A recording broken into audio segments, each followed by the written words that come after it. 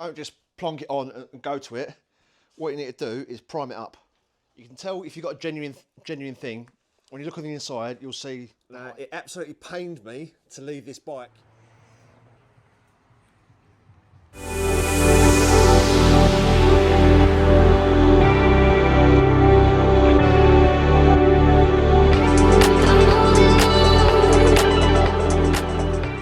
First thing I'm going to do is re-lube the chain, because if I get anything anywhere on the bike, I can just clean it up and I don't ruin any of my future polishing and the paintwork and metalwork.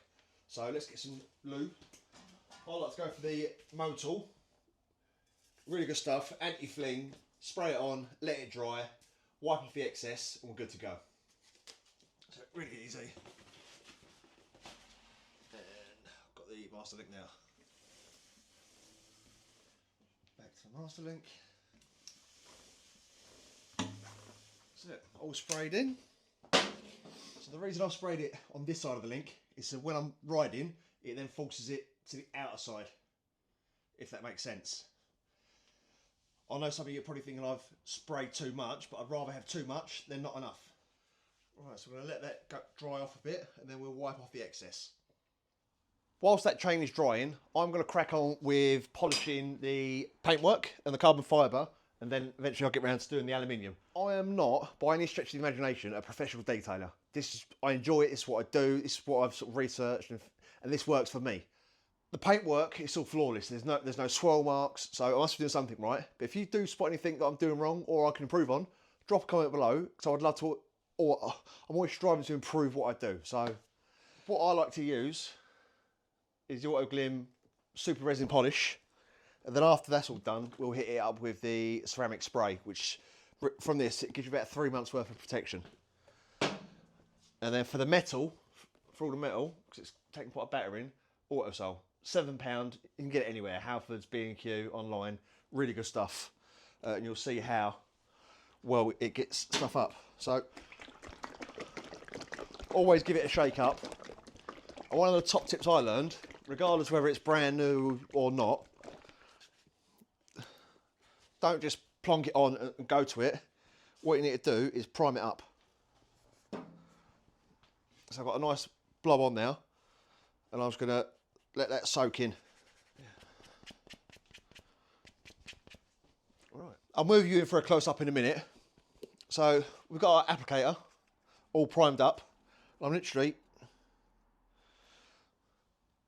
it's just a tiny amount, and I'm going to do one panel at a time. I say one panel. The fuel tank, I'll do this half to there. And then I'll go this panel, that half of the nose cone, here, towel, underside, and then I'll swap around to the other side. So I'll say it one panel at a time, but I'm not doing the entire nose cone or the entire tank. I'll do half the tank, half the nose cone, this side, that side. And it's literally, I'm just going to, all on now. Sure.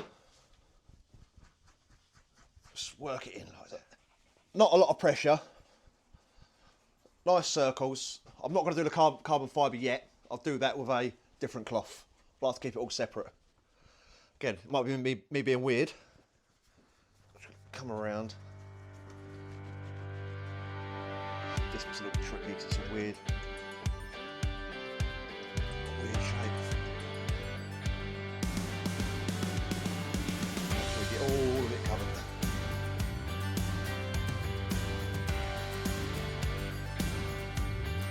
Just 2 Ps has done this half of the tank, so you don't need masses. We'll let that haze up and then we'll buff it off. So now we'll move to the next panel. I've done the nose cone already. It doesn't take a lot for this. I'm just going to plonk it about.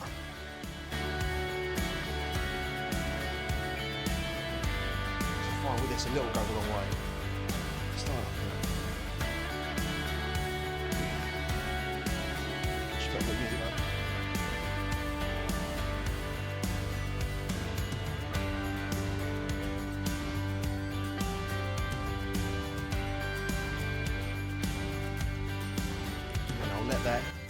I'll let all that go to a haze. By the time I've done the whole work, I'll better come back here with a sheepskin and buff it all off.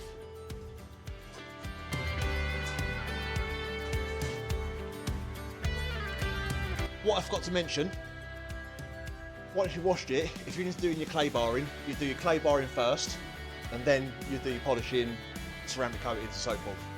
I'm not needing to clay bar it yet, but I used to do it when I had my old Subaru, so it is beneficial.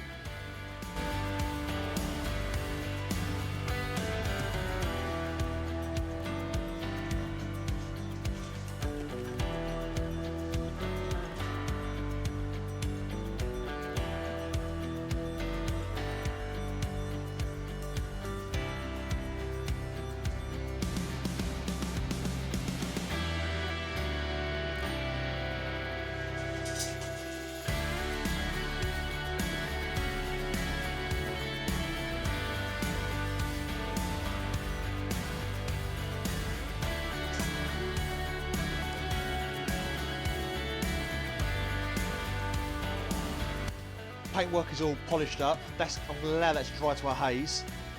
Before I close this up, I'm just going to make sure this is nice and clean. So I don't want anything to dry on there. So the next time I come to use it, it's going to go onto the cloth and it's going to go onto the paintwork. So make sure all your bolts, tops are clean. Next up is the carbon fibre. I've got my old one that I use for them because it doesn't need as much attention as the paintwork does. It's just a quick little buff up. So I'm going to go around now, do all the carbon fibre, and by that point, everything should have dried to a nice haze, and then we buff it off. Let's get to it.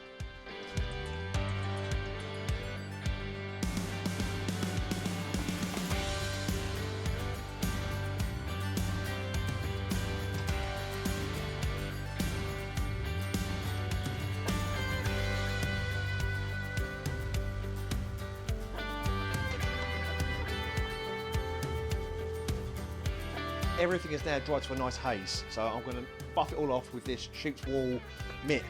You can tell if you've got a genuine thing. When you look on the inside, you'll see the hide. A bit leathery. And then I've got this polishing mitt, which I'm not going to be doing polishing with yet. I just want to hold it in my hands, because as I'm polishing, because I'm holding out of breath, I've got to lean up against something, just so I don't get dirty prints on the bike after I polish it. Get to the buffing. Quite luckily, because I've got some nice lighting above me and I've got the studio lighting down here, I can see if I miss anything. But yeah, same order. I'll go around, I'll hit all the paintwork first, and then I'll hit the carbon fibre after, once the paintwork's done.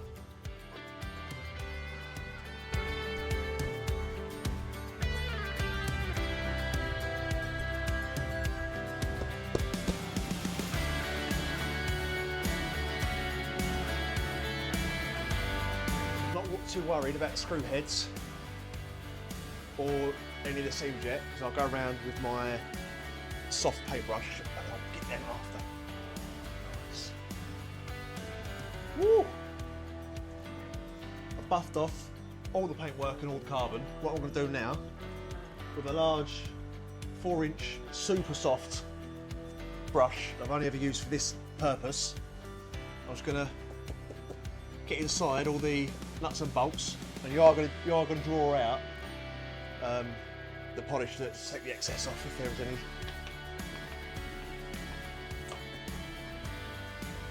Just go through the lines, and what you'll see is where you've dabbed it, it will need buffing. Nothing worse than someone spending lots of time and effort polishing their pride and joy, and then you see polish. Grab a torch, and I'll go over the whole bike, because this will highlight. There you go, straight away, boom. That's why I do it. Put them now. This will highlight anything you've missed.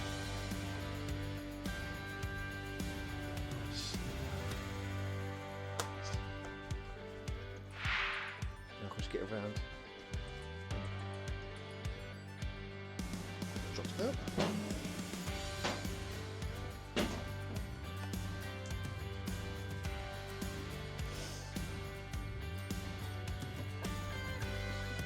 Nice she looks, as she does in person.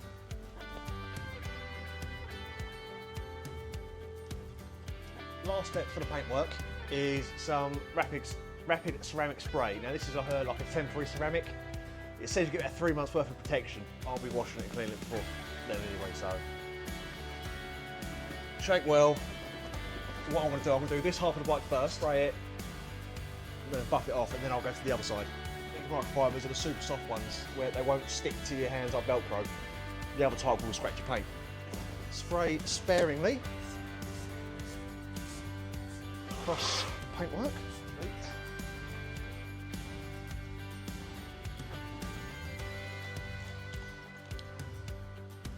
Smells absolutely lovely, this does.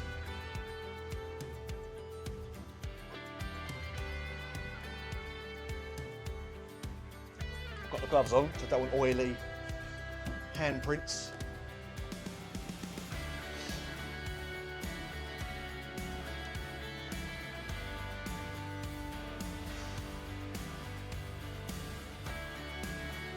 With a buffing cloth, simply buff to a high finish. So I'll do this half, then I'll move on to the next half. That's nice.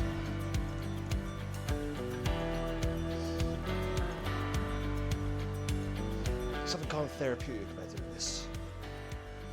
Just zone out. No thoughts, no worries, no bills.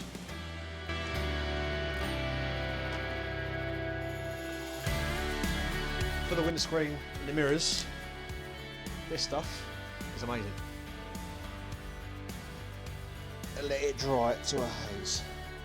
Once it's all dry, just buff it off.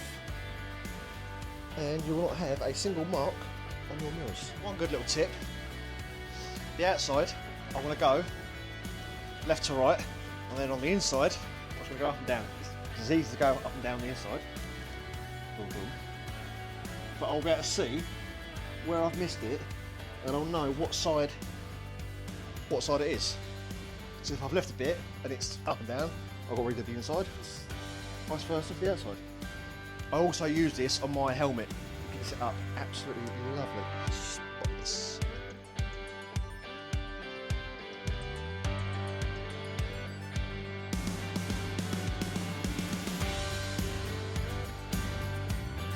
Now for this bit, doesn't matter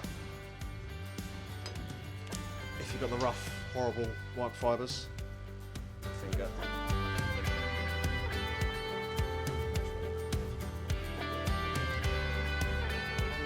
And stick it doing this bit there. Just small circles. Not hard, but firm pressure. You start to see the black. That's all the metal.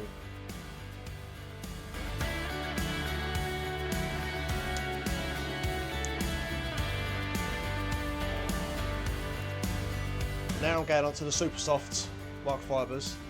I'm just going to buff it off. This is the first pass, so we'll see how well this comes up for one pass. It's not the end of the world if it's totally ruined, because you can always go back to the wet and dry, sort of start again.